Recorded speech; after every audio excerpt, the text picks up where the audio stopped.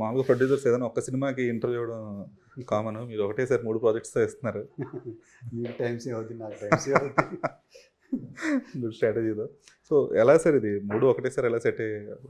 14th matka, 22nd mechanic Rocky, 28th ఏమో though it's OTT release వికట కవి ఒకటే నెలలో బ్యాక్ టు బ్యాక్.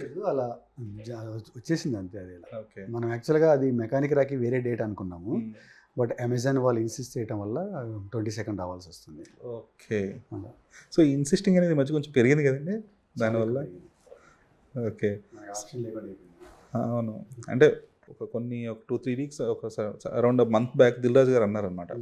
లైక్ వాళ్ళ అంటే వాళ్ళ అథారిటీ కొంచెం ఎక్కువైంది, but will be back to normal very soon అని చెప్పేసి అన్నారు. ఆ సూన్ ఎంత త్వరలో రావచ్చు సార్ అది మళ్ళీ?